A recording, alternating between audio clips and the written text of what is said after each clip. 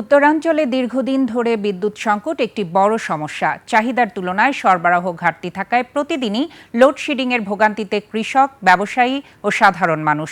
পর্যাপ্ত বিদ্যুতের অভাবে গড়ে ওঠেনি ভারী শিল্প প্রতিষ্ঠান। এ অবস্থায় বহুল প্রত্যাশিত রূপপুর পারমাণবিক বিদ্যুৎ কেন্দ্র স্বপ্ন দেখাচ্ছে রাজশাহী সহ উত্তরাঞ্চলের মানুষদের। রাজশাহী, পাবনা, বগুড়া ও নাটোর প্রতিনিধির তথ্য ছবিতে আরও জানাচ্ছেন সমর ইসলাম।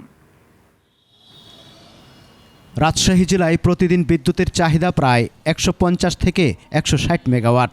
এর মধ্যে নেসকোর আওতায় চাহিদা ৯০ থেকে ১০০ মেগাওয়াট এবং পল্লী বিদ্যুৎ সমিতির আওতায় ৫০ থেকে ৬০ মেগাওয়াট।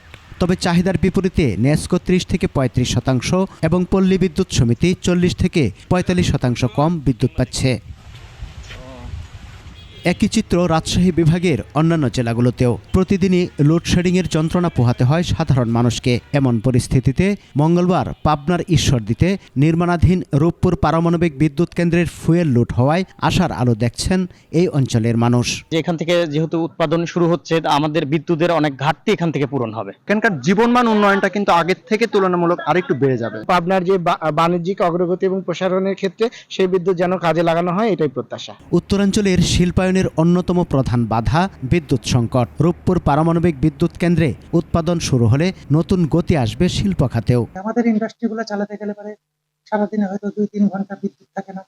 সেই সময় আমাদেরকে মজুরি দিতে হয়, কর্মচারীদের বেতন দিতে হয়, ফলে আমাদের প্রোডাকশনের কস্ট বেড়ে যায়। যদি বগুড়াকে এই গ্রিডের সঙ্গে সম্পৃক্ত করা হয়, তাহলে বগুড়ার ভারী শিল্পটা আরো বেগবান হবে।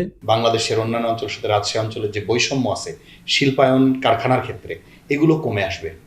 উদ্যোক্তারা এই উত্তরাঞ্চলমুখী হবে। রূপপুর পারমাণবিক বিদ্যুৎ কেন্দ্র পূর্ণ উৎপাদনে গেলে উত্তরাঞ্চলের অর্থনীতিতে বড় ধরনের ইতিবাচক প্রভাব পড়বে বলেও মনে করছেন এই অর্থনীতিবিদ। বিদ্যুতের যে ঘাটতির কারণে যে বিষয়গুলা বাধাগ্রস্ত হচ্ছিল, বিশেষ করে ইন্ডাস্ট্রিয়ালাইজেশন, তারপরে আমাদের কৃষির ক্ষেত্রে যে ইরিগেশন সিস্টেম, এইগুলার ক্ষেত্রে অবশ্যই তাহলে এটা একটা সংযোজন হবে।